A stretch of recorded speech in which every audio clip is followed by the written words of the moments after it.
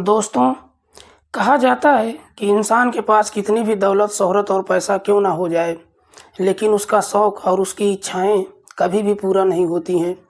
इसलिए कोई भी इंसान अपनी इच्छा और अपने शौक़ को पूरा करने के लिए किसी भी हद तक और कुछ भी कर सकता है। आज की कहानी में भी एक महिला अपनी शारीरिक ज़रूरतों और शौक़ को पूरा करने के लिए एक ऐसे रास्ते और सफ़र पर निकल पड़ती है कि आखिरकार उसके जीवन में एक ऐसा समय भी आता है जब वो इस दुनिया को छोड़कर हमेशा के लिए चली जाती है। नमस्कार, प्रणाम। मैं आपका भाई, आपका दोस्त अभय, और आप देख रहे हैं द कीप क्राइम।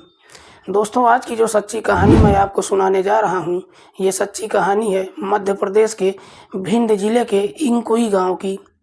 इसी गांव का रहने वाला है दशरथ भदौरिया, जिसकी उम्र है लगभग 32 साल के आसपास। दशरथ के 3 बच्चे भी हैं। दशरथ की पत्नी का नाम है रीना, जिसकी उम्र है लगभग 30 साल के आसपास। दशरथ मेहनत मजदूरी का काम करता है और जो भी थोड़े या बहुत पैसे कमाता है, बड़ी मुश्किल से अपने बच्चों की परवरिश और अपना घर चलाता है। रीना और दशरथ की शादी को लगभग 9 साल हो गया है, लेकिन एक दिन दशरथ जब मजदूरी करके अपने घर आता है तो देखता है कि उसकी पत्नी रीना घर में कहीं दिखाई नहीं दे रही है। रीना को घर में न देखकर दशरथ रीना के नंबर पर फ़ोन करता है, लेकिन रीना का फ़ोन स्विच ऑफ बताने लगता है। इसके बाद दशरथ इटावा में अपनी ससुराल फ़ोन करके रीना के बारे में पूछताछ करता है, लेकिन दशरथ की ससुराल वाले भी कहते हैं कि रीना यहाँ नहीं आई है। इसके बाद दशरथ रीना की कई जगहों पर तलाश करता है, लेकिन देखते ही देखते पूरी रात गुजर जाती है, लेकिन इसके बावजूद भी रीना का कहीं कुछ भी पता नहीं चलता है। रीना का जब कहीं पता नहीं चलता है तो अगले दिन सुबह दशरथ नज़दीकी थाने में जाता है और अपनी पत्नी रीना की गुमशुदगी की रिपोर्ट दर्ज करवा देता है। दशरथ रीना की गुमशुदगी की रिपोर्ट तो दर्ज करता ही है, साथ ही साथ रीना की एक फ़ोटो पुलिस वालों को दे देता है। पुलिस भी रीना की तलाश करती है, लेकिन पुलिस को भी रीना का जब कहीं पता नहीं चलता है, इसलिए पुलिस रीना का पता लगाने के लिए रीना के फ़ोन की कॉल डिटेल निकालती है। कॉल डिटेल में पुलिस को एक ऐसा नंबर मिलता है जिस पर रीना की आखिरी बार बात हुई थी। पुलिस जब उस नंबर की डिटेल चेक करती है तो पता चलता है कि वो नंबर किसी कुणाल पांडे के नाम पर दर्ज है। पुलिस कुणाल के बारे में रीना के पति दशरथ से पूछताछ करती है तो दशरथ कहता है कि साहब, मैं कुणाल को अच्छे से जानता हूँ। कुणाल मेरे ही पड़ोस में रहने वाले शुक्ला परिवार का रिश्तेदार है और अक्सर उनके घर आता जाता रहता है। मुझसे और मेरी पत्नी रीना से भी उसकी बातचीत होती रहती है। कुणाल, जिसकी उम्र है लगभग 26 साल के आसपास, जो मध्य प्रदेश के बनमौर का रहने वाला है। जैसे ही कुणाल को दशरथ पहचान लेता है तो पुलिस को लगता है कि शायद रीना और कुणाल एक साथ ही हैं। इसलिए पुलिस रीना की तलाश करने अपनी टीम के साथ कुणाल के घर मध्य प्रदेश के बनमौर जाती है। पुलिस जब कुणाल के घर जाती है तो वहां पर पुलिस की मुलाकात रीना और कुणाल दोनों से हो जाती है। पुलिस कुणाल और रीना को अपनी हिरासत में लेकर थाने आती है और दोनों से दशरथ के सामने पूछताछ करती है। पूछताछ में रीना पुलिस वालों को साफ साफ बता देती है कि मैं कुणाल के साथ अपनी मर्जी से गई थी, क्योंकि मैं और कुणाल एक दूसरे से बेपनाह मोहब्बत करते हैं और मैं कुणाल के साथ ही रहना चाहती हूँ। जैसे ही रीना पुलिस वालों को इस तरह से जवाब देती है, इसे सुनकर दशरथ काफ़ी परेशान हो जाता है। दशरथ अपने बच्चों का हवाला देकर रीना को काफ़ी समझाने का प्रयास करता है, लेकिन इसके बावजूद रीना अपने पति की बातचीत नहीं मानती है। पुलिस कागजी कार्रवाई करके रीना और कुणाल को छोड़ देती है। उस दिन के बाद रीना कुणाल के घर चली जाती है। इधर दशरथ अपनी पत्नी के उसके प्रेमी के साथ चले जाने की वजह से उसकी गांव में काफ़ी बदनामी होती है। इधर रीना अपने पति दशरथ को सिर्फ इसलिए छोड़ देती है क्योंकि दशरथ रीना की तमाम ख्वाहिशों को पूरा नहीं कर सकता था, क्योंकि दशरथ मेहनत मजदूरी करता है और जो थोड़ा बहुत पैसे कमाता है, बड़ी मुश्किल से अपने घर का गुजारा करता है। कुणाल, जो मध्य प्रदेश के ही प्राइवेट कंपनी में नौकरी करता है और ठीक ठाक पैसे भी कमाता है। कुणाल का दशरथ के पड़ोस में रहने वाले शुक्ला परिवार के पास अक्सर आना जाना होता रहता था। एक दिन कुणाल जब रीना को देखता है तो रीना की खूबसूरती देखकर उसका दीवाना हो जाता है। दोनों में पहले बातचीत होती है। बातचीत करने के दौरान दोनों के बीच में प्रेम प्रसंग शुरू हो जाता है। रीना जब अपने हालात के बारे में कुणाल को बताती है तो कुणाल उससे कहता है कि अगर तुम बुरा ना मानो तो तुम अपने पति को छोड़ दो। हालांकि रीना दशरथ को छोड़ना नहीं चाहती थी, लेकिन रीना ये भी जानती थी कि दशरथ के साथ रहकर उसकी कोई भी ख्वाहिश कभी भी पूरा नहीं हो सकती है। इसलिए रीना अपने सपनों को पूरा करने के लिए दशरथ को छोड़ देती है और कुणाल के साथ मनमौर चली जाती है। रीना और कुणाल दोनों एक साथ जरूर रहने लगते हैं, लेकिन इसके बावजूद भी दोनों शादी नहीं करते हैं, बल्कि लिव इन रिलेशनशिप में रहने लगते हैं। कुणाल रीना की तमाम ख्वाहिशों को पूरी करने लगता है और उसके ऊपर काफ़ी पैसा भी खर्च करता है। कुणाल के साथ रीना की तमाम ख्वाहिशें पूरा होने लगती हैं। धीरे धीरे समय आगे गुजरने लगता है। लगभग 6 से 7 महीने का समय गुजर जाता है तो कुणाल का भी दिल रीना से भर जाता है। कुणाल जो सुबह 10 बजे अपनी नौकरी पर जाता है तो रात के 9 बजे वापस आता है। इस बीच रीना घर में अकेली रहती है, लेकिन जैसे ही 6 से 7 महीने का समय गुजरता है तो रीना को भी इस बात का एहसास होने लगता है कि कुणाल अब पहले की तरह उसको प्यार नहीं करता है।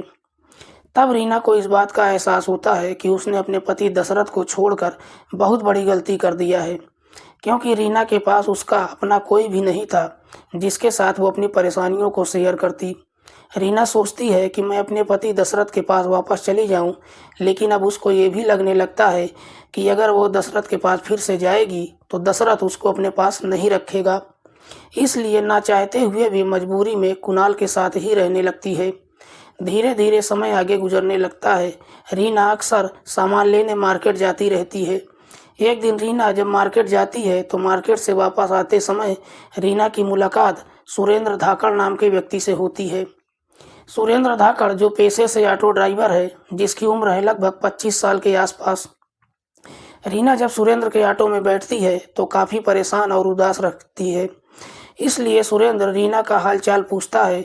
सुरेंद्र रीना से जैसे ही उसका हालचाल पूछता है तो रीना एकदम से रोने लगती है और सुरेंद्र से अपनी परेशानियों के बारे में सब कुछ बता देती है कि कैसे उसने दशरथ को छोड़कर कुणाल के पास आ गई।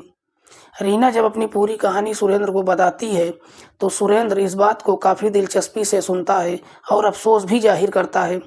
सुरेंद्र उसकी बात काफ़ी अच्छे से सुन रहा है, ये जानकर रीना को भी काफ़ी अच्छा लगता है। इसलिए उसी दिन रीना और सुरेंद्र एक दूसरे को अपना नंबर भी शेयर कर लेते हैं। इसके बाद रीना और सुरेंद्र के बीच अक्सर फ़ोन पर बातचीत होने लगती है। रीना और सुरेंद्र जब अक्सर बातचीत करने लगते हैं तो दोनों एक दूसरे के कब करीब आ गए इस बात का एहसास न तो सुरेंद्र को होता है और न ही रीना को होने लगता है। एक दिन सुरेंद्र रीना से कहता है कि अगर तुम कुणाल के साथ नहीं रहना चाहती हो तो तुम मेरे साथ रह सकती हो। जैसे ही सुरेंद्र रीना को अपने साथ रहने का ऑफर देता है तो रीना तुरंत ही सुरेंद्र के साथ रहने के लिए तैयार हो जाती है और एक दिन कुणाल को बिना बताए सुरेंद्र के साथ चली जाती है। सुरेंद्र ग्वालियर के शीलानगर में किराए के कमरे में रहता है। रीना सुरेंद्र के साथ जब रहने लगती है तो भी रीना सुरेंद्र के साथ शादी नहीं करती है, लेकिन कुणाल को जब इस बात का पता चलता है कि रीना उसे धोखा देकर सुरेंद्र के साथ रहने चली गई है तो कुणाल रीना से संपर्क करने का प्रयास करता है। कुणाल की रीना के साथ बातचीत तो होती है, लेकिन रीना दोबारा उसके पास आने के लिए तैयार नहीं होती है। सुरेंद्र के साथ रहते हुए जब कुछ समय का और गुजर जाता है तो रीना अपने बड़े बेटे दीपक को भी अपने पास ही बुला लेती है। दीपक जब रीना के पास आता है तो सुरेंद्र दीपक की एक चाय नाश्ते के दुकान में काम दिलवा देता है।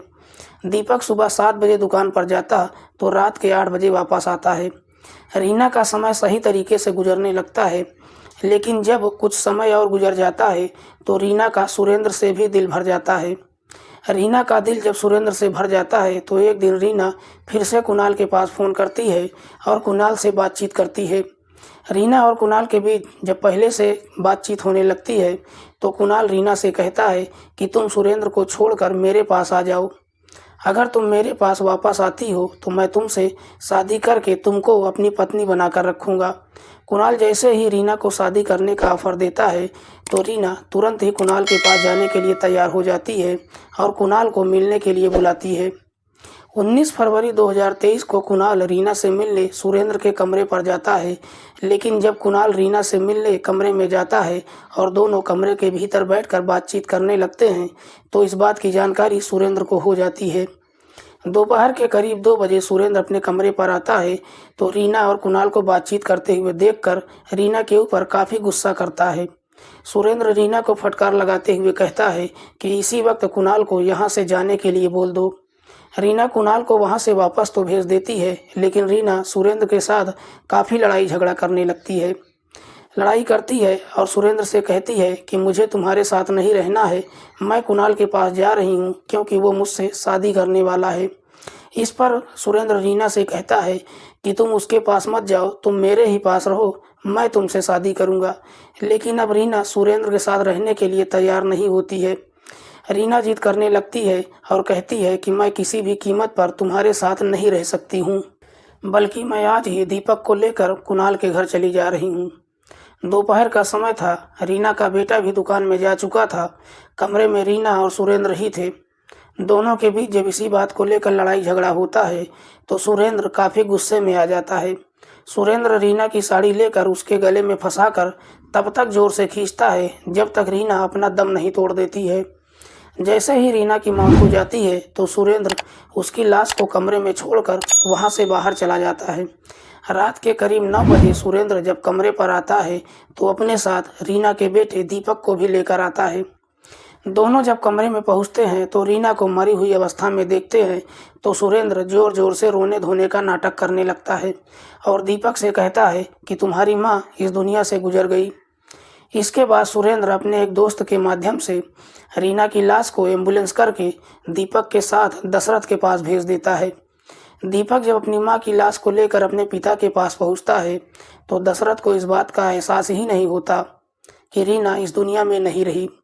दशरथ जब रीना की लाश को देखता है तो उसके गले में निशान देखकर उसको थोड़ा शक हो जाता है। उसको लगता है कि रीना खुद नहीं मरी है बल्कि उसकी हत्या की गई है। इसलिए दशरथ रीना की लाश को लेकर थाने जाता है और रीना की लाश को पुलिस वालों को दिखाता है। पुलिस भी जब रीना की लाश को देखती है तो पुलिस को लगता है कि शायद सच में रीना की हत्या की गई है। पुलिस दशरथ की तहरीर पर सुरेंद्र को अपनी हिरासत में लेकर थाने आती है और उससे रीना की हत्या के बारे में पूछताछ करती है। सुरेंद्र बिना किसी सख्ती या दबाव के रीना की हत्या की बात कबूल कर लेता है। इसके बाद पुलिस दशरथ की तहरीर पर मुकदमा दर्ज करती है और सुरेंद्र को गंभीर धाराओं में जेल भेज देती है। दोस्तों, आज की कहानी सुनाने का उद्देश्य किसी को परेशान करना नहीं है, किसी की भावनाओं को आहत करना नहीं है। हमारा उद्देश्य समाज में हो रहे अपराध के प्रति आपको जागरूक करना है। मिलते हैं किसी और सच्ची कहानी के साथ। तब तक के लिए नमस्कार। जय हिंद।